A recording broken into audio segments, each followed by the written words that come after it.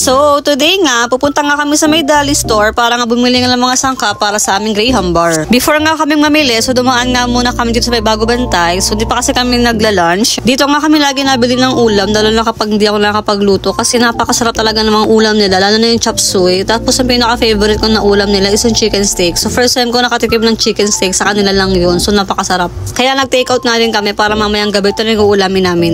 So, after nga namin kumain, dibalatso na nga kami dito sa may Dali. Dito nga sa may Pag-asa, ito yung bagong bukas nila na store. Napapanood ko kasi sa TikTok na mura yung mga bilihin dito. Tapos ang Graham cracker nila like 39 pesos lang. Sa Walter Mart kasi 45 pesos yun. So ngayon ko malalaman kung talagang totoong mura lang dito. Kaso sad life, walang mga stock dito. So wala yung binibili kong creme densada, Graham cracker, all-purpose cream. Wala lahat. Kaya sabi ko kay Daddy, try namin dito sa may kabilang Dali, sa may Mindanao Ave. Tapos dumaan na nga muna kami dito sa may palengke. Kasi dahil napakamahal ba naman ang kilo ng mangga ngayon? 230 isang kilo. Sa Walter Mart kasi nag-check ako, 190, 3 peraso lang dahil. So magkano isa yun? Nasa 60 plus. Diba? Napakamahal, Diyos ko. Tapos nag-check pa ako sa mga ibang nakapwesto, yung 2 peraso nasa 130, 120, basta ang mahal.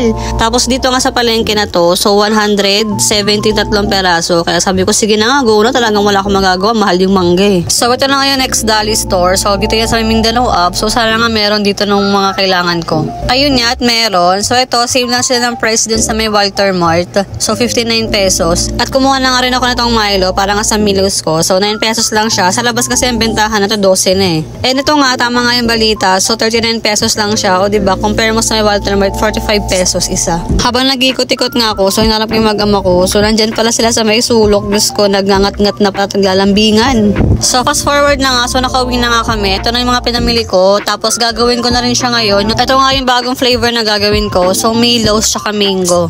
So ayan na nga, nag-start na ako. So ayan, nagmekos-mekos na ako ng cream.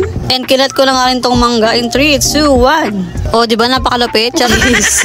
Then add lang ulit, tapos yung mekos-mekos. Then ilagay na sa pan, tapos lagan ulit ng toppings na mango. Yan, napakadami yan din. Hindi yan tinipid kahit napakamahal ng mangga.